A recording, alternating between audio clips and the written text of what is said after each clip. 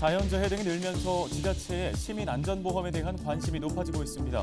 충남에서는 당진시만 유일하게 가입하지 않은 대신 시민안전사고 위로금을 지급하고 있는데요. 실효성을 놓고 의견이 나뉘고 있습니다.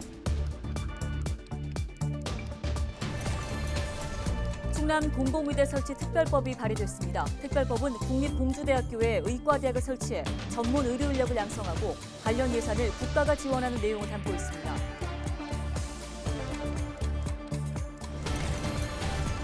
기상청이 9월부터 10월까지 국지성 호우가 내리거나 태풍 북상으로 인한 피해가 발생할 수 있다고 전망했습니다. 태풍 피해가 크지 않도록 취약시설을 미리 점검해야 할 때입니다.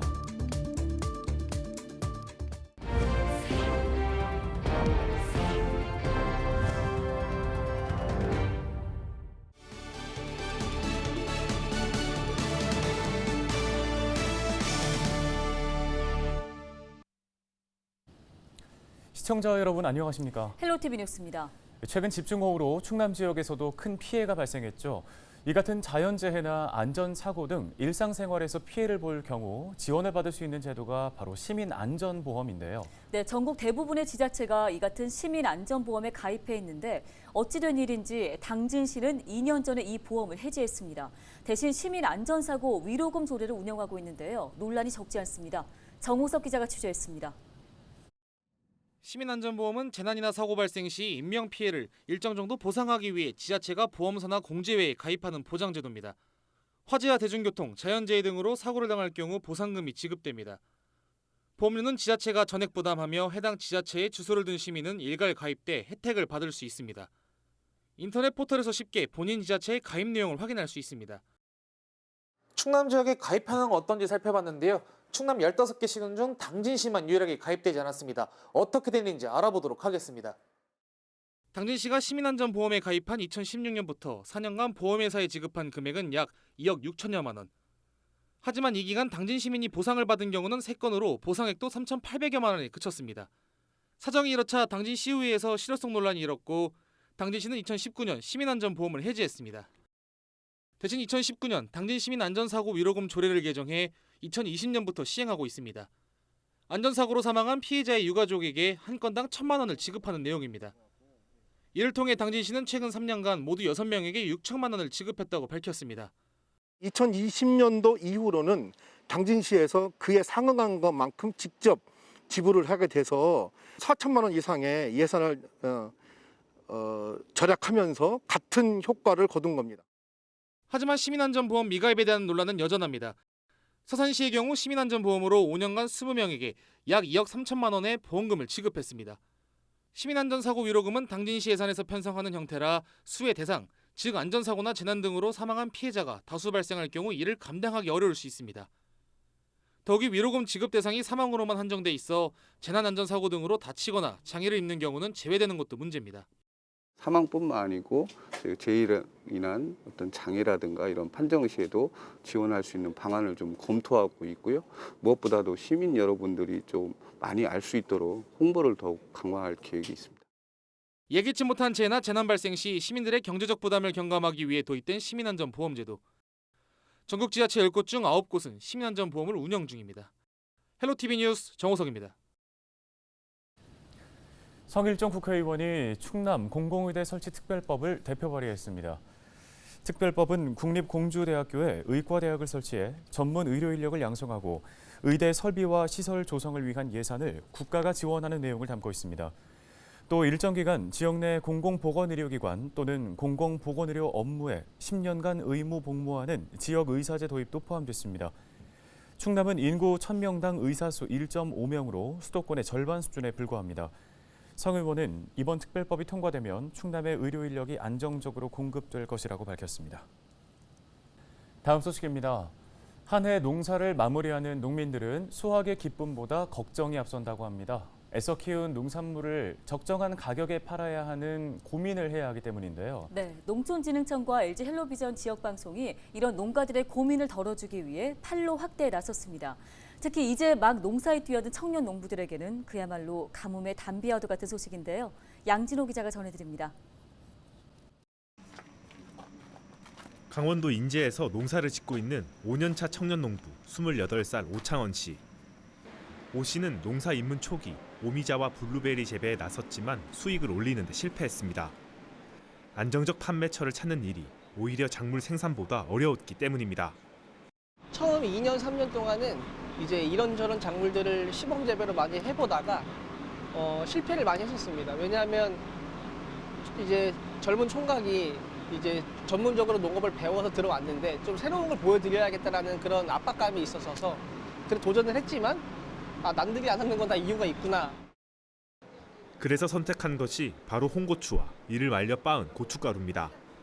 1년 내내 전국에서 고정 수요가 있는 고춧가루 판매로 농장 운영에 안정을 찾을 수 있었고 농장 규모도 3배 이상 키울 수 있었습니다. 언덕 경사가 심한 데 심다 보니까 고추가 하도 많이 달려서 이렇게 누워버려요. 그래서 이것들을 좀 세워줘야 되거든요. 문제는 더 이상 농사 규모를 늘리기가 어려워졌다는 건데 역시 안정적 추가 판로를 찾기가 쉽지 않았기 때문입니다. 이런 상황에서 오 씨에게 손을 내민 건 농촌진흥청과 케이블 TV 지역 방송 LG 헬로비전입니다. 지역 채널 커머스 방송을 이용해 전국 약 400만 가구에 오 씨의 고춧가루를 소개할 수 있게 된 겁니다. 저희는 아마 한 10월부터 판매가 시작이 되지 않을까 생각을 하고 있습니다. 지금 기존에 있는 고추들은 이제 1차로 처음 딴 것들은 저희 오프라인 예약 구매자분들께서 그분들은 1년 전부터 예약을 하십니다. 이번 서비스는 특히 이제 막 농사에 입문한 청년 농부들에게 큰 도움이 될 것으로 보입니다. 기존 방송과 달리 농산물을 대량으로 납품하지 않아도 되기 때문입니다. 소량 생산물도 전국 판매가 가능해지면서 유통 단계가 줄고 이익은 크게 남길 수 있게 된 겁니다. 제가 예전에 다른 홈쇼핑을 알아봤을 때는 막 1회에 뭐 억 가까이 되는 그러한 물량들이 있어야 되더라고요. 그러다 지금 헬로비전 같은 경우에는 뭐 몇백만 원 수준에서도 지금 이게 가능하다라고 말씀을 주셔가지고 자리 잡는 청년 농부들한테는 그래도 목돈을 마련할 수도 있고. 농촌진흥청과 LG 헬로비전이 전국 청년 농부들을 위해 마련한 지역 채널 커머스 방송. 청년 농부 15명을 대상으로 한 시범 운영이 끝나고 나면 지원 범위는 더욱 확대될 예정입니다. 헬로티비 뉴스 양진호입니다.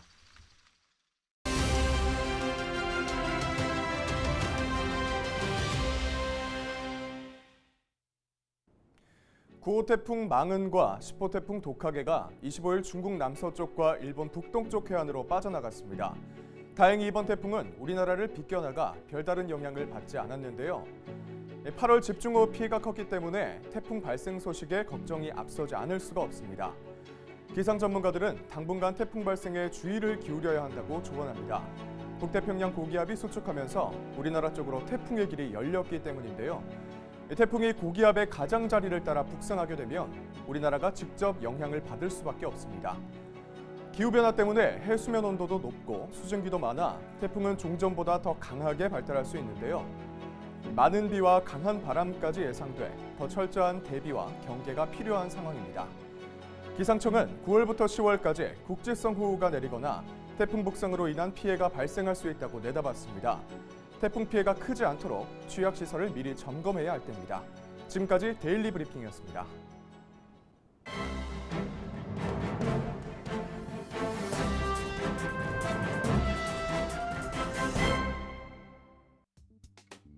신문 브리핑입니다.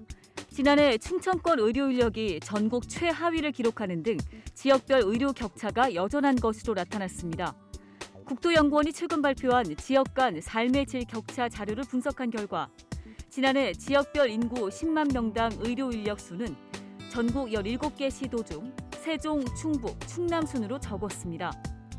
세종의 인구 10만 명당 의료 인력은 423명으로 전국에서 가장 낮았고 충북 549명, 충남 574명은 각각 16위와 15위로 집계됐습니다. 대전의 인구 10만 명당 의료 인력은 887명으로 전국 5위로 나타났는데요. 대전을 제외한 충청 지역의 의료 인력은 매년 최하위권을 기록하고 있습니다. 연도별 인구 10만 명당 의료 인력을 살펴보면 2019년 세종 17위 206명, 충남은 498명으로 16위, 이어 충북 525명으로 15위, 2020년에는 세종이 400명으로 17위, 역시 충남 510명으로 16위, 충북 533명으로 15위 등입니다. 충청 지역은 응급실 도착 전에 사망 환자의 비율도 상위권으로 집계됐는데요. 2020년 응급실 이용 인구 10,000명당 도착 전 사망자 수를 보면 충북이 80명으로 전국에서 가장 높은 것으로 나타났습니다. 충남 역시 66명로 전국에 3위를 기록한 반면 대전은 9명, 세종 3명은 각각 12위, 17위로 하위권으로 집계됐습니다. 열악한 의료 접근성은 응급실 도착 전에 사망 환자의 비율이 높은 원인 중 하나로 풀이되는데요. 2020년 지역별 의료 접근성을 보면 서울은 3분, 광주 7분, 부산과 대전은 8분, 10분 내에 종합병원에 도착할 수 있었는데 충북은 27분, 충남은 22분 등 불가능한 것으로 나타났습니다. 전문가는 의료 인력의 격차를 해소하기 위해 지역별 의료기관의 근로 환경을 조사하고 개선해 의료 인력의 이탈을 막아야 한다고 조언합니다. 차선화 대전시 공공보건의료지원단 책임연구원은 지자체와 병원, 의료기관이 보건 의료 인력의 근로 환경에 대해 상세하게 조사를 해야 하고 개선 방안을 마련해야 한다고 말했습니다. 지금까지 신문브리핑이었습니다.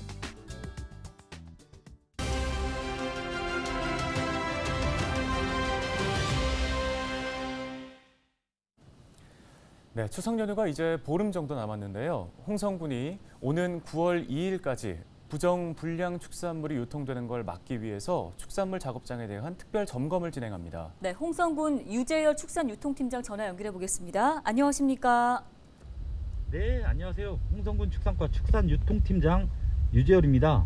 예, 홍성군이 앞서 전해드린 것처럼 추석 연휴 앞두고 축산물 특별 점검을 진행하는데요. 어떤 부분에 대해서 점검이 이뤄지게 되나요? 네, 홍성군은 9월 2일까지 부정 축산물 유통 방지를 위한 축산물 작업장에 대한 특별 점검을 시행하는데요. 이번 점검은 담당 공무원, 명예축산물위생감시원으로 구성된 단속반을 편성하여 생산 및 판매량이 늘어난 식육 포장 처리업 및 축산물 판매업을 대상으로 집중적으로 점검합니다.